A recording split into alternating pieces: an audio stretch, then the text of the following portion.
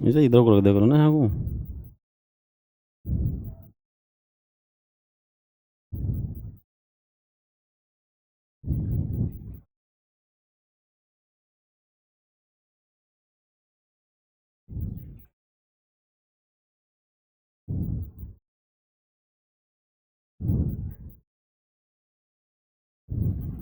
हो गई।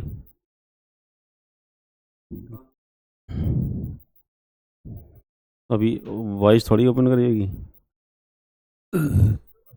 वॉइस थोड़ी कर देगी ओपन।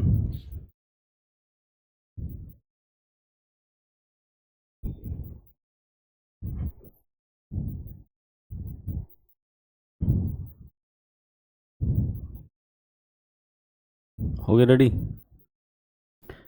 हेलो बच्चों, नमस्कार। कैसे हो आप सभी? बताओ, क्या आप सभी आ चुके हैं? सभी को गुड इवनिंग, नमस्कार, राधे राधे, जय श्री श्याम, जय हिंद सभी को। जल्दी आ जाओ, क्लास आपकी स्टार्ट हो चुकी है और शाम के बज चुके हैं 7 और हम आ गए आपके साथ केमिस्ट्री की क्लास के साथ।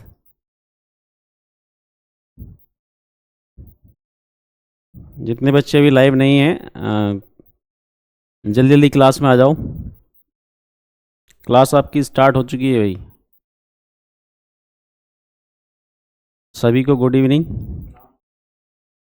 ये बच्चे मेरे साथ जुड़े हुए हैं, उवैस अली, मोहम्मद सारिक, अंसी और ये अनस सैफ़ी। सभी को गुड इवनिंग, सभी को प्यार भरा नमस्कार। चलिए तो स्टार्ट करते हैं आपकी क्लास। करें रेडी? आप तैयार हैं? क्या आप जो मैंने कल पढ़ाया है उसको रिवाइज करके आए हैं आप सभी? बताएं ज़रा, ज़रा आप बताएं।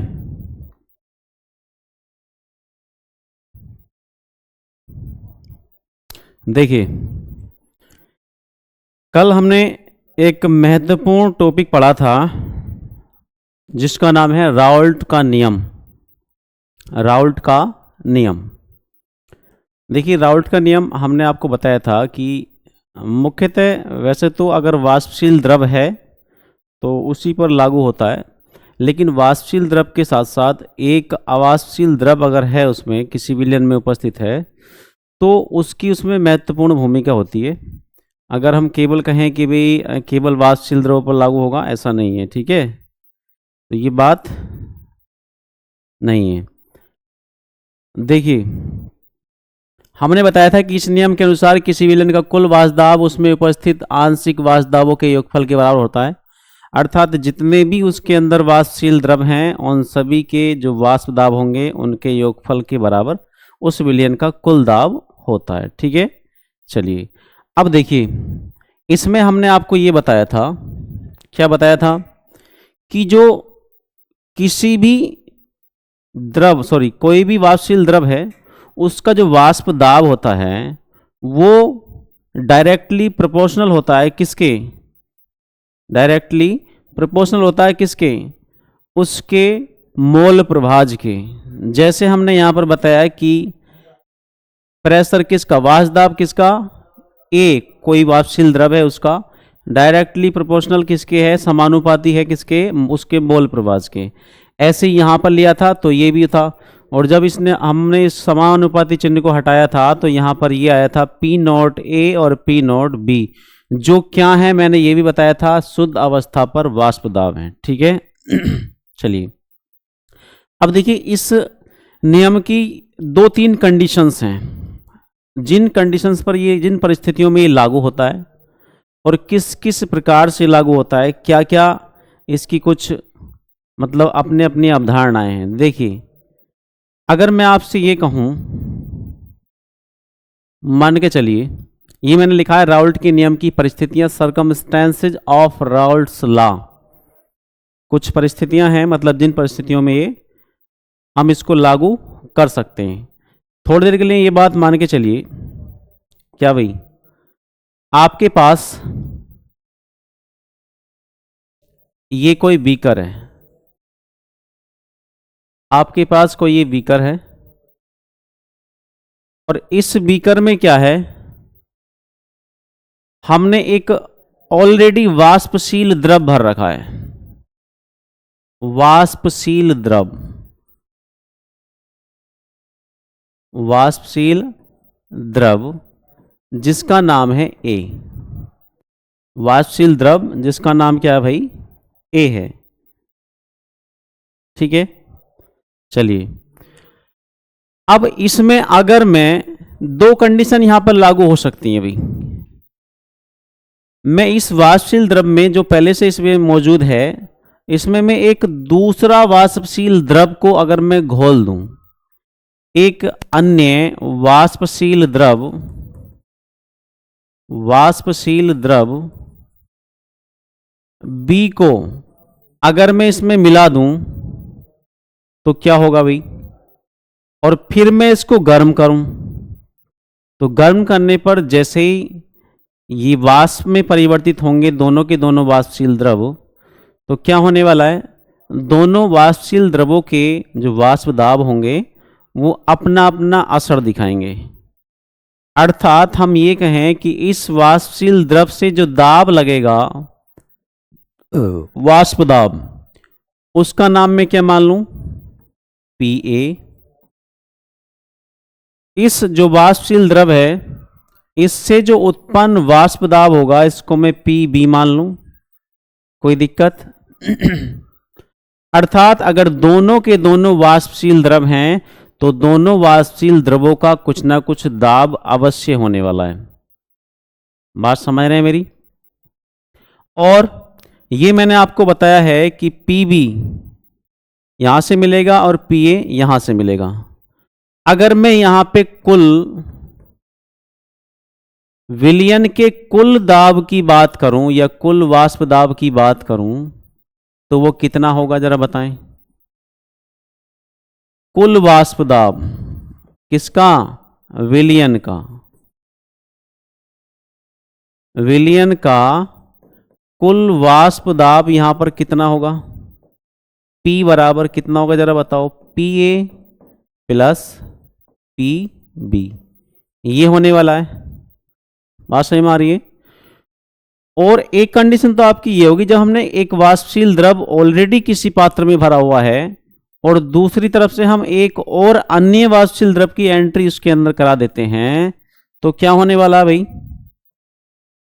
दोनों के दोनों वाष्पशील द्रव होने के कारण दोनों से ही हमें वाष्प दाब प्राप्त होने वाला है। ठीक है, तो अगर किसी वाष्पशील द्रव में एक दूसरा वाष्पशील द्रव मिला देते हैं और उसके बाद जब उसको हम गर्म करते हैं तो उससे दो जो वाष्पशील द्रव हैं दोनों से अलग अलग क्या मिलने वाला? वाष्प दाब मिलने वाला है। तो एक तो कंडीशन हो गई ये, तो हम पहली कंडीशन में हम यही समझने वाले हैं।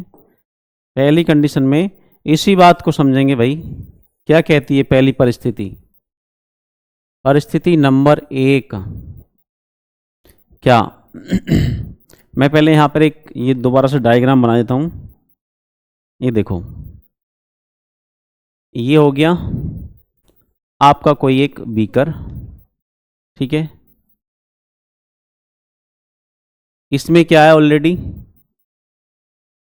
एक वाष्पशील द्रव है, वाष्पशील द्रव,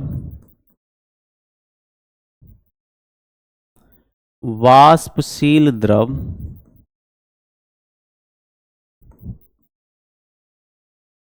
जिसका नाम क्या रख रहे हैं हम? A। ठीक है, और एक अन्य वाष्पशील द्रव में यहां पे मिलाऊंगा एक दूसरा वाष्पशील द्रव, वाष्पशील द्रव जिसका नाम क्या है भाई? B। ये मैंने इसमें मिला दिया, दोनों को इसमें मैंने मिला दिया। जब दोनों को इसमें मिला दिया तो क्या होगा? दोनों का कुछ ना कुछ वाष्प दाब होगा, दोनों वाष्प द्रवों का कुछ ना कुछ वाष्प दाब होगा। जैसे मान लो इसका वाष्प दाब कितना होगा भाई? इसका वाष्प दाब कितना होने वाला है? Pa। अच्छा, इसका वाष्प दाब कितना होने वाला है? इसका वाष्प दाब कितना होगा? ये होगा पी बी, वाष्प दाब। बात समझ रहे हैं आप मेरी?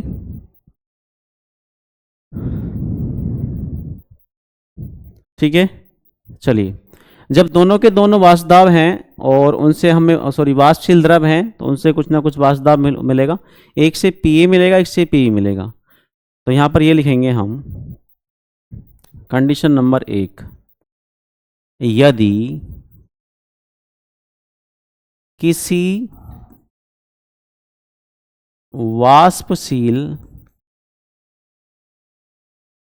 वाष्पशील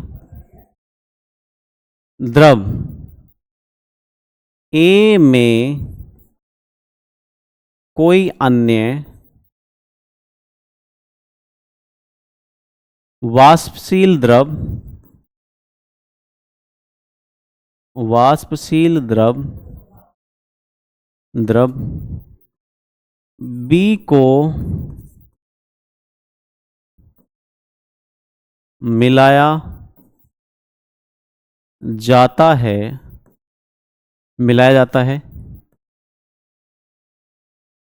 जिनके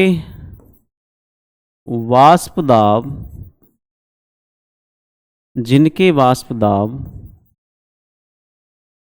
क्रम से P सफिक्स में A व P सफिक्स में B होंगे। आ रही बात समझ में? तब या अर्थात कुल, अगर मैं विलयन के वाष्प दाब की बात करूं, विलयन का कुल वाष्प दाब, विलयन का कुल वाष्प दाब P बराबर, कुल वाष्प दाब P जो होगा ये बराबर होगा वाष्पशील द्रव A का वाष्प दाब प्लस वाष्पशील द्रव B का वाष्प दाब। बात समझ में आ रही है नहीं? मेरी बात समझ रहे हैं आप सभी? ये होने वाला है। ठीक है, चलिए। अब देखिए, हमने रॉल्स के नियम के अनुसार हमने ये पढ़ा है कि जो विलयन का किसी भी वाष्प का वाष्पशील द्रव का वाष्प दाब है या किसी द्रव का वाष्प दाब है, वो डायरेक्टली प्रोपोर्शनल होता है किसके? उसके मोल प्रभाज के। अर्थात यहाँ पर पी ए भाई कितना हो जाएगा? पी ए ये बराबर हो जाएगा किसके? पीछे बताया था, पी नॉट ए और डॉट एक्स ए। बात समझ में आ गई? वे पी बी कितना हो जाएगा भाई यहाँ पर? P naught B dot X B. ये बात समझ रहे हैं आप मेरी? ठीक है, चलिए इन दोनों की वैल्यू इसमें पुट कर दो भाई।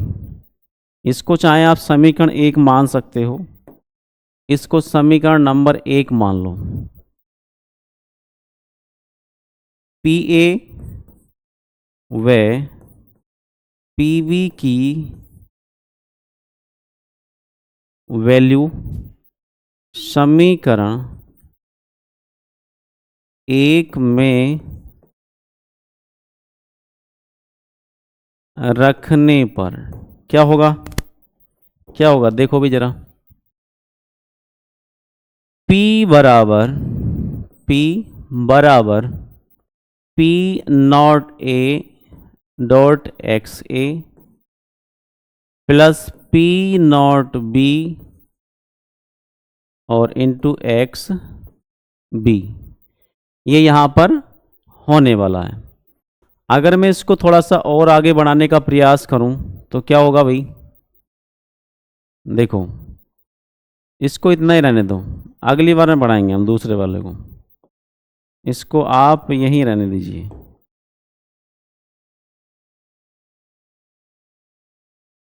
ये हो गया आपका।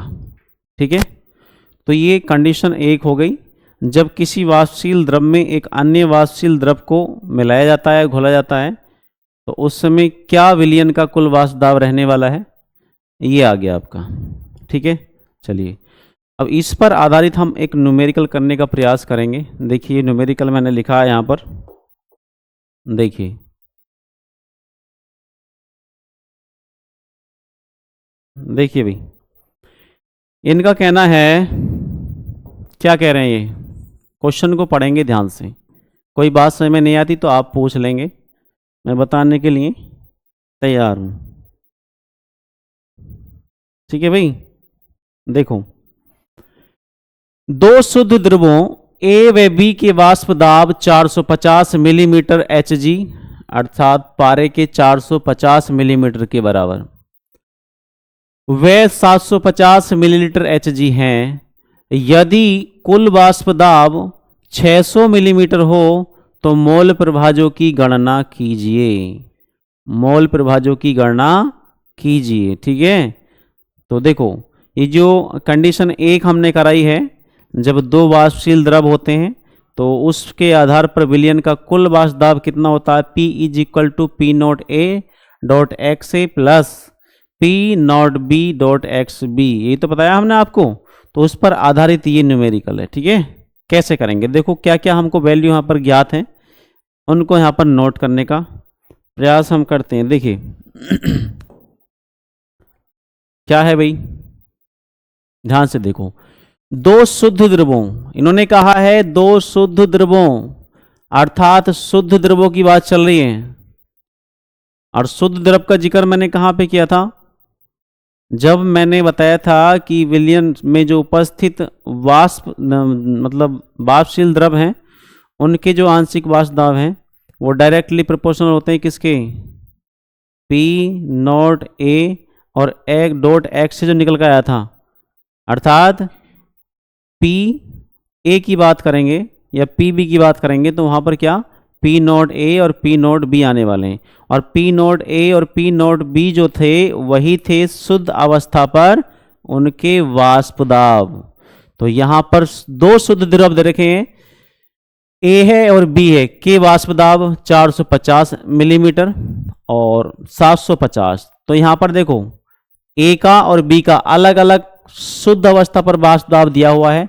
तो अर्थात यहाँ पर देखो ये दिया हुआ है P नॉट A और P नॉट B, इसकी वैल्यू हमको ज्ञात है। इनकी वैल्यू देखो कौन कौन सी है भाई, A का P नॉट A का मान कितना 450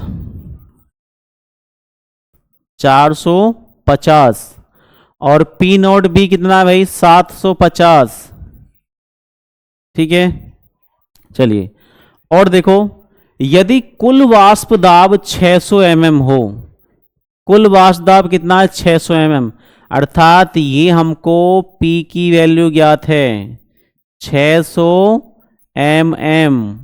ठीक है, 600 मिलीमीटर पारे के दाब के बराबर। ठीक, चलिए हमसे पूछा क्या है, मोल प्रभाजों की गणना कीजिए, अर्थात यहां पर हमको क्या कैलकुलेट करना है, एक्स ए बराबर क्या और एक्स बी बराबर क्या, ये दो चीजें हमको ज्ञात करनी है। ठीक है, चलिए लगा दीजिए पहली कंडीशन वाला जो फॉर्मूला निकल के आया था, करिए भाई, चूंकि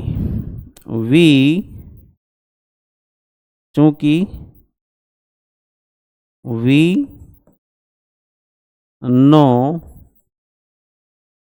दैट, क्या जानते हैं भाई हम, कुल वाष्प दाब P इज इक्वल टू ये बराबर होता है P naught A dot X A और plus P naught B dot X B.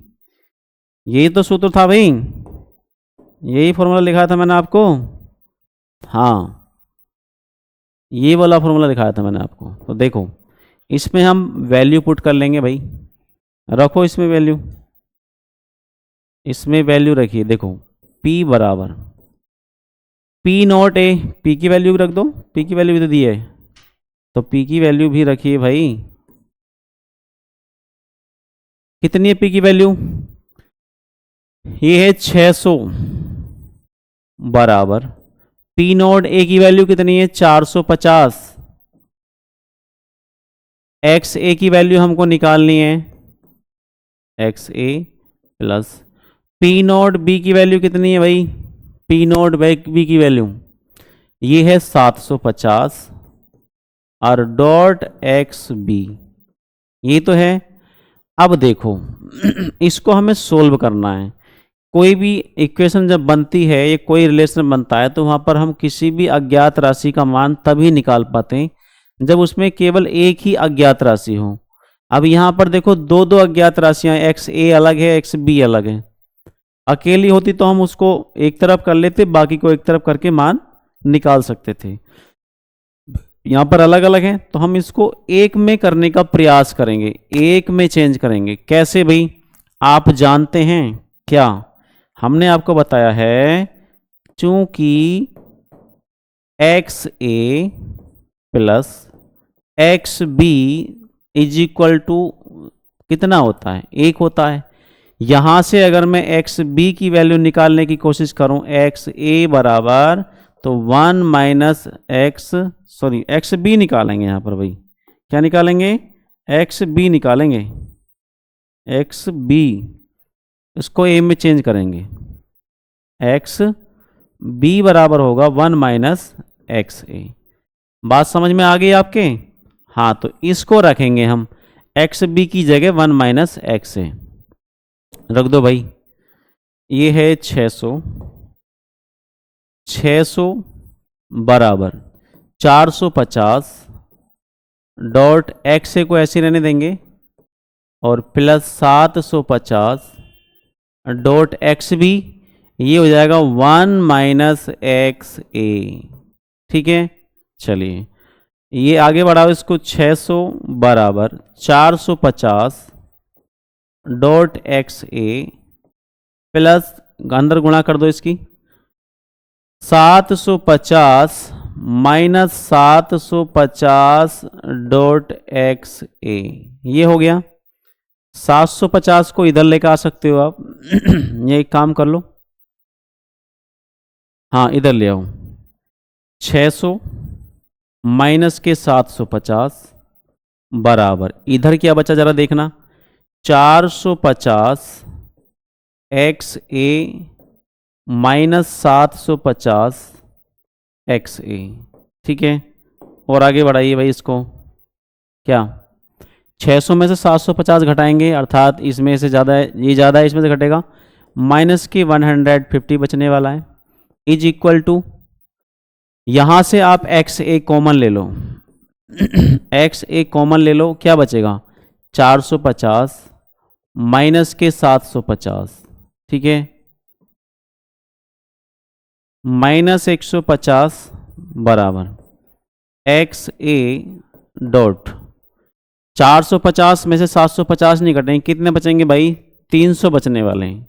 कितने बचेंगे, और काय के माइनस के 300। अभी और आगे बढ़ाओ भाई, इधर ये मल्टीप्लाई यानी गुणा में तो इधर लाएंगे बटे में होगा माइनस 150 बटे माइनस के 300 बराबर एक्स ए। ठीक, माइनस से माइनस कट जाएगा और 15 150 दूनी 300 हो जाएगा। इम्प्लाइज दैट यहाँ से एक्स ए की वैल्यू आ गई 1/2 या एक्स ए बराबर 0.5। कितनी आ गई भाई 0.5। ये आ गया एक्स ए का मान। ठीक है, हमें अभी जो वाष्पशील द्रव ए है उसका हमने अभी तक मोल प्रभाव निकाला है, अभी वाष्पशील द्रव बी का नहीं निकाला। तो बी को कैसे निकालें, अरे इस सूत्र से निकालो, ये मैंने ऊपर लिखाया गया आपको, इससे निकालना पड़ेगा हमको। कैसे, देखो हम जानते हैं x A plus X B बराबर होता है 1। एक्स ए की वैल्यू हम निकाल चुके हैं 0.5 प्लस एक्स बी बराबर 1। यहाँ से एक्स बी बराबर होगा 1 माइनस 0.5 तो कितना बचने वाला है भाई? ये भी 0.5 होने वाला है। आ रही बात समझ में? बात समझ में आ गई आप सभी के? ये कमेंट मतलब चल क्यों रहे भाई? एक सेकेंड ज़रा।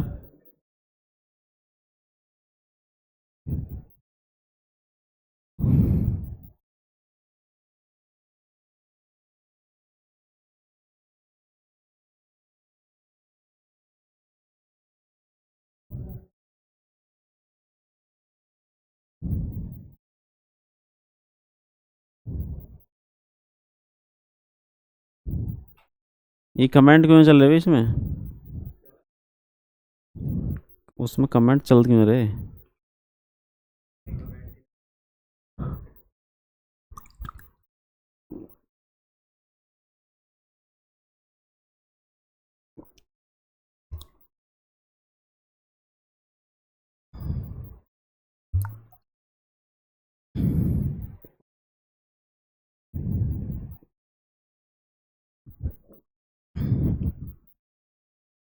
देखिए भाई, ये आपके समझ में आ चुका है नहीं? ये बताओ जरा। अरे बताओ भाई सही बच्चे, कमेंट करके बताओ। कोई दिक्कत परेशानी कोई हो तो किसी को बताएं।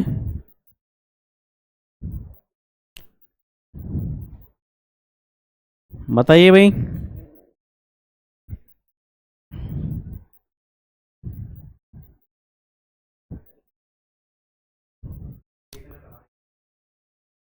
ये तो काफ़ी टाइम पहले का है।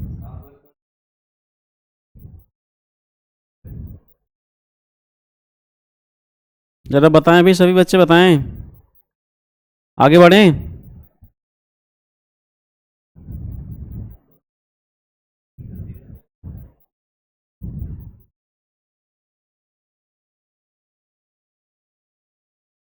अ, कहाँ भाग गए भाई? ये यहाँ से कटा यार ना,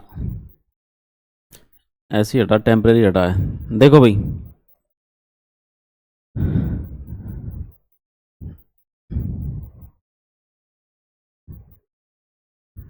देखिए अब देखिए नेक्स्ट नंबर 2, परिस्थिति नंबर 2 की बात करते हैं। परिस्थिति नंबर 2 या कंडीशन नंबर 2। देखो इसमें क्या है, अभी हमने नंबर 1 में आपसे पढ़ा कि भाई अगर कोई वाष्पशील द्रव पहले से ही किसी पात्र में मौजूद है, उसमें हम एक अन्य वाष्पशील द्रव को मिला देते हैं, तो हमें वहां पर दोनों ही किससे, वाष्पशील द्रवों से वाष्प दाब प्राप्त होगा। और कितना होगा ये हमने अभी कैलकुलेट करके आपको बताया। अब दूसरी स्थिति ये आती है कि मान लो कि भाई यहां पर आपके पास क्या है, ये कोई पात्र है, ठीक है। इस पात्र के अंदर एक वाष्पशील द्रव है। क्या है? वाष्पशील द्रव। इसके अंदर पहले से क्या, एक वाष्पशील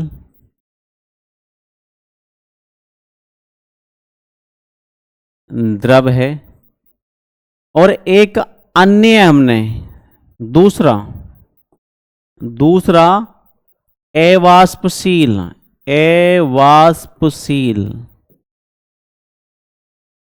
द्रव की एंट्री करा दी। एक अन्य अवाष्पशील द्रव की एंट्री करा दी। मान लीजिए वो क्या है, ए है, और इसमें ऑलरेडी पहले जो था वो कितना था, मान लो बी। बात समझ रहे हैं मेरी? चलिए, पहले से इसमें क्या था भाई, एक वाष्पशील द्रव था पहले से मौजूद था जो, और बाहर से हमने अलग से एक अन्य इस बार अवाष्पशील द्रव की एंट्री कराई है। किसकी भाई? अवाष्पशील द्रव की। अवाष्पशील द्रव की एंट्री हमने यहां पर करा दी। अब मुझे एक बात बताओ, मैंने आपको जब ये राउल्ट का नियम पढ़ाया था, स्टार्ट किया था, उसके स्टार्टिंग में मैंने आपको बताया था कि जो द्रव वाष्प में परिवर्तित होने की मतलब प्रकृति उनके अंदर होती है, जिनके अंदर मतलब वाष्पित होने की प्रकृति होती है, तो वही तो मतलब वाष्प दाब डालेंगे। अब जो मतलब वाष्प में परिवर्तित होते ही नहीं है, जो वाष्पशील है ही नहीं, तो क्या वो कोई दाब डालने वाले हैं? नहीं। केवल जो वाष्पशील द्रव है उसी का तो मतलब भाप बनेगी, उसी का तो प्रेशर होगा, और जो ऐसा अवाष्पशील है उसका होगा ही नहीं। तो अगर मैं यहां आपसे ये पूछूं कि भाई क्या वाष्पशील द्रव से कोई वाष्प दाब क्रिएट होगा, क्या इस वाष्पशील द्रव से, अवाष्पशील जो द्रव है इससे कोई वाष्प दाब क्रिएट होगा कि नहीं? क्यों नहीं भाई? क्योंकि ये वाष्प में परिवर्तित हो ही नहीं रहा है। जब नहीं हो रहा तो वाष्प दाब बनेगा कहां से? नहीं बनेगा। तो यहां से हमको P मतलब प्रेशर A जो है वो नहीं मिलने वाला, वो यहां से हमें नहीं मिलेगा। अच्छा, अब यहां देखो ये वाष्पशील द्रव मतलब B है। वाष्पशील द्रव क्या है? B। वाष्पशील द्रव है B। तो जब ये वाष्पशील है तो क्या यहां से वाष्प दाब PA मिलेगा? बोले कि जी बिल्कुल मिलेगा। क्यों मिलेगा? क्योंकि ये तो वाष्प में बदल जाएगा, इससे तो वाष्प बन सकती है, और जब वाष्प बनेगी तो क्या होगा? सीधी सी बात है, प्रेशर डालेगा। ठीक है। तो यहां पर हमें देखने को मिल रहा है कि यहां केवल और केवल क्या है? एक वाष्पशील द्रव ही वाष्प दाब क्रिएट करता है, जिसके कारण इस बर्तन की सतह पर वाष्प या फिर कह सकते हैं भाप अपना दाब आरोपित करने वाला है। ठीक है। अच्छा, कितना होगा? तो यहां पहले मैं इसको नोट कर देता हूं। क्या? Number 2 condition. 2 क्या है भाई? नंबर 2 कंडीशन में क्या है? 2 में क्या है?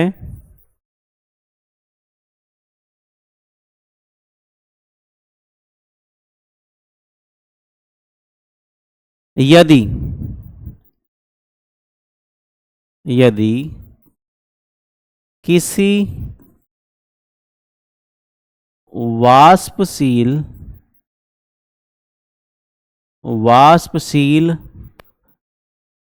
द्रव में, यदि किसी वाष्पशील द्रव में, इसको मान लेंगे किसी वाष्पशील द्रव A में कोई अन्य अवाष्पशील, अच्छा वाष्पशील को B माना है हमने, तो B अच्छा ठीक है, कोई अन्य अवाष्पशील द्रव, इसको यहां लिखते हैं, अवाष्पशील द्रव B, अवाष्पशील द्रव, ये उल्टा उल्टा कैसे चल रहा है भाई? इसको मानेंगे ए मान लिया ना हमने पहले, वहां पे ना मानते तो कोई दिक्कत नहीं थी। अवाष्पशील को A माना है और वाष्पशील को क्या माना है भाई?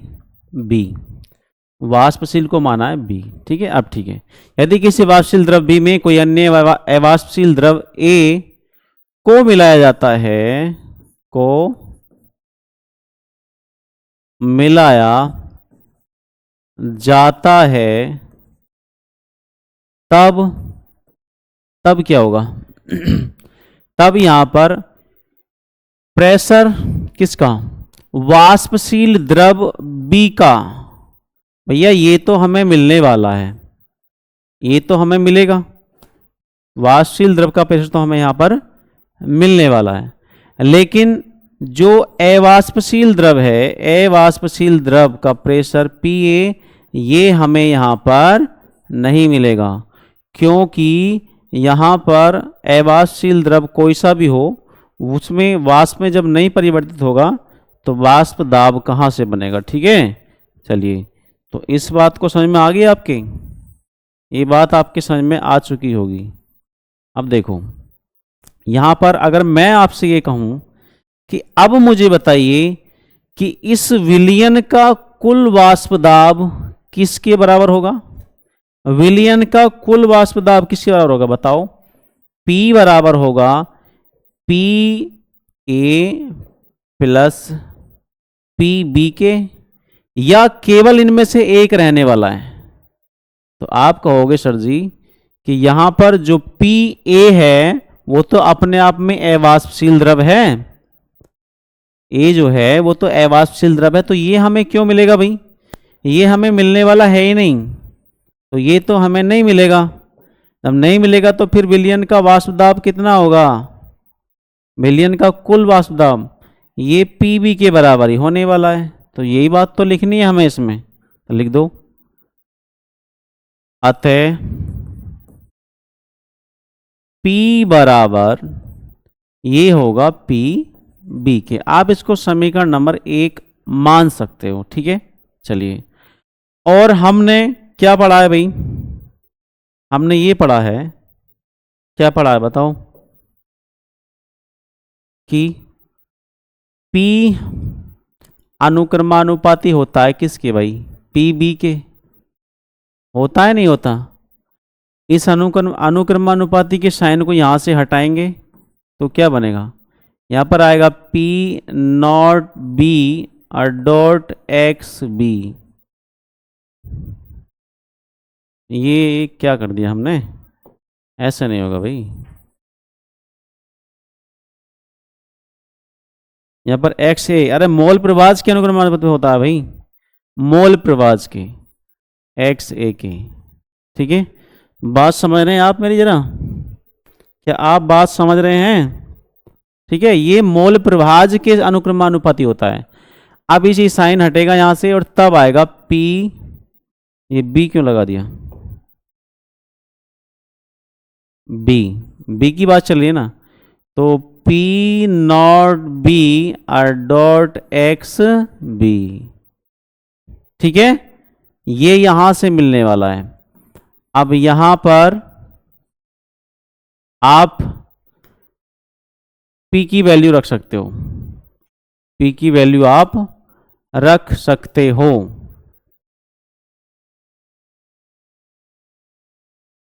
P की वैल्यू, एक सेकेंड जरा, वॉइस सही आ रही मेरी?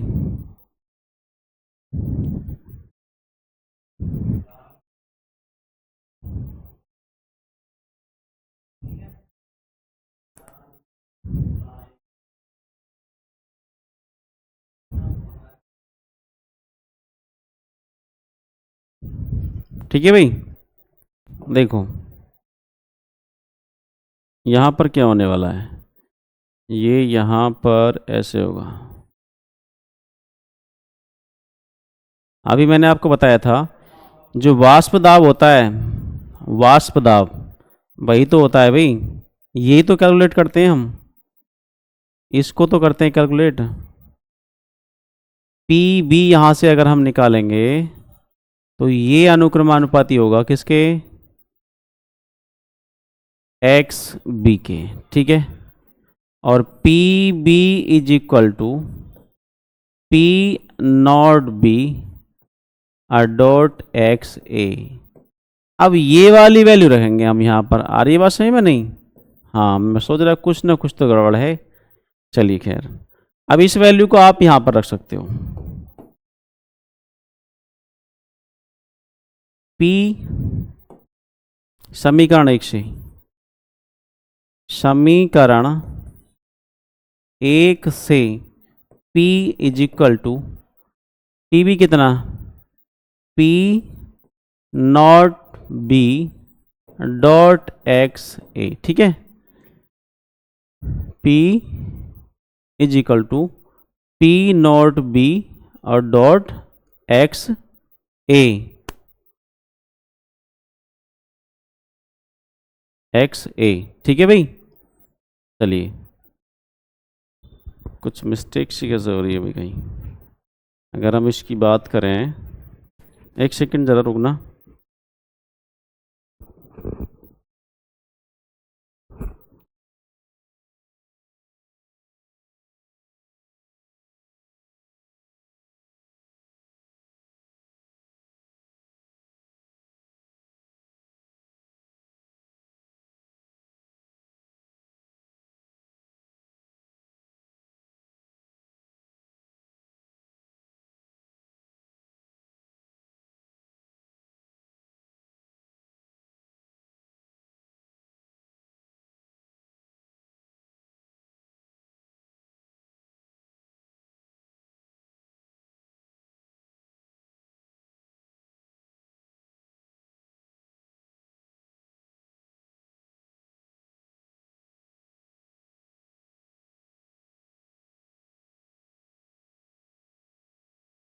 हाँ भाई देखिए, आपको आवाज़ सही आ रही है मेरी? है बताओ ज़रा। हेलो, देखिए यहाँ पर क्या है, पी बी अगर हम निकालेंगे तो यहाँ क्या होगा, पी नॉट बी, और यहाँ पर मोल प्रभाज भी किसके लेने वाले हैं, अरे एक्स बी लेंगे। यहाँ पर कैसे मिस्टेक हो रही है भैया आज, एक्स बी, यहाँ पर एक्स बी की जगह एक्स ए लिखा गया, ठीक है। अब इसकी वैल्यू रख दो भाई, P is equal to P naught B और एक्स बी, कितना, एक्स बी। अब यहाँ पर क्या करेंगे, एक्स बी को हम एक्स ए में चेंज करेंगे, किस में, एक्स ए में, किस में करेंगे भाई, एक्स ए में। P is equal to P naught B और एक्स बी क्या जाएगा, 1 माइनस एक्स ए। ये बात समझ में आ रही है आप सभी के? चलिए देखिए, P बराबर P नॉट, अरे सही चीज, P naught B minus P naught B और इंटू एक्स ए, यही तो होगा ना। अरे अंदर हमने इसकी गुणा कर दी है यहाँ पर। अब क्या करेंगे, अब यहाँ पर इसको इधर ले लो, माइनस वाले को, P naught B dot X A बराबर क्या होगा, इधर ये बच जाएगा P नॉट बी, इस P को इधर ले आएंगे P, ठीक है। या फिर और आगे बढ़ाओ इसको भाई, एक्स ए यहाँ से कितना हो जाएगा, P नॉट, ओहो, P naught B minus P upon P naught B, P naught B. देखिए ये आ गया आपका निकल के, जो दूसरी कंडीशन के अकॉर्डिंग विलियन का जो वाष्प दाब है, ठीक है, ये आ गया। अब यहाँ पर क्या देख रहे हैं, यहाँ पर मोल प्रभाज किस किस पर डिपेंड कर रहा है भाई, यहाँ पर एक्स को मैं नोट कर देता हूँ, यहाँ पर ये क्या क्या है, एक्स ए क्या है, ए क्या है, द्रव का वाष्प मोल प्रभाज, वाष्पशील जो द्रव था,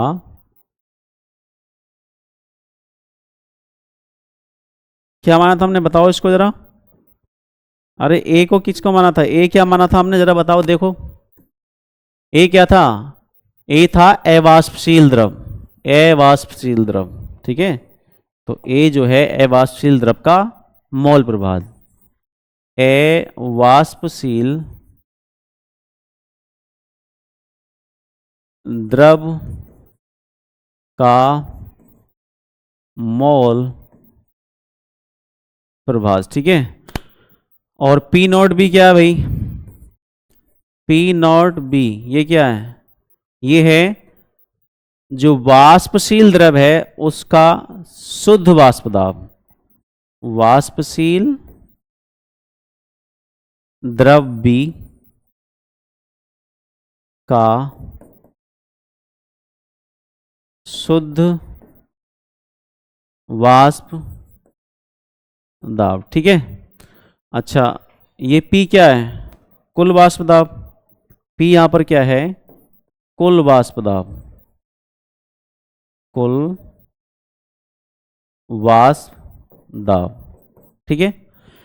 तो जितने भी यहां पर ये टर्म आई थी उन सबको मैंने यहां पर लिख दिया है, कौन क्या है। अब इस सूत्र को आप ध्यान रखेंगे, X A is equal to होता है P naught B minus P upon P naught B. अब एक बात ध्यान रहेंगे यहां पर जरा भाई, यहां पर केवल ये जो है, जो मैं बताना चाह रहा हूं, यहां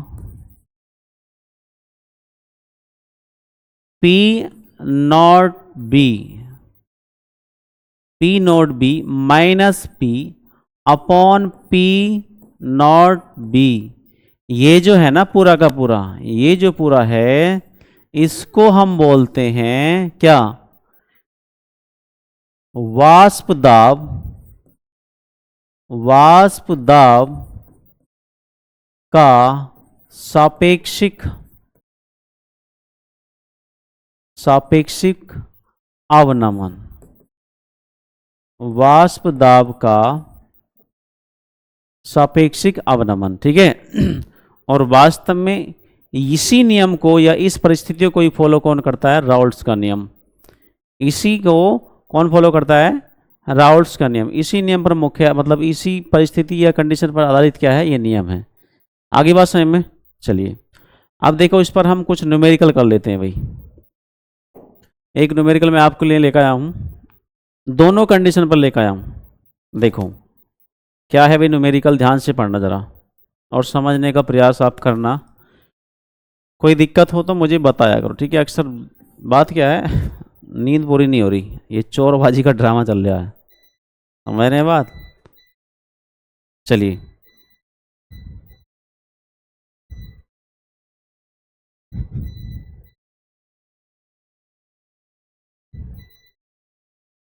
देखो भाई, ये क्या है? 60 ग्राम यूरिया को 180 ग्राम जल में घोला गया है।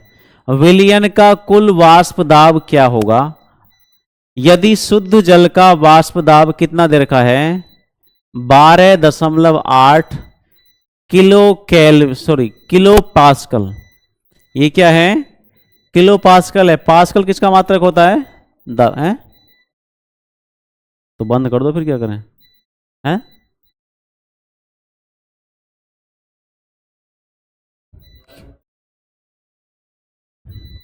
कितना टाइम बचा है वहाँ? बंद क्या होने वाला है? तो इसे अब सारी खत्म हो जाएगी नहीं फिर ये? तो इसे अब इतना ही ले लो ना, कल करा देंगे न्यूमेरिकल। ठीक है बच्चों, थोड़ा सा लाइट का इशू है, अब माफ़ कीजिएगा। मैं कल फिर से यहीं से स्टार्ट करूंगा और जितना मैंने पढ़ाया आपसे रिक्वेस्ट है कि आप इसको रिवाइज करके आएंगे। और ये आपके लिए होमवर्क क्वेश्चन है, कोशिश करना इसी पर आधारित है। जो मैंने सेकंड परिस्थिति आपको लिखाई है उसमें जो फॉर्मूला बन के आया है उसी पर आधारित है। तो आप प्रयास करना करने का, ना तो मैं कल आपको कराऊंगा। ठीक है, धन्यवाद।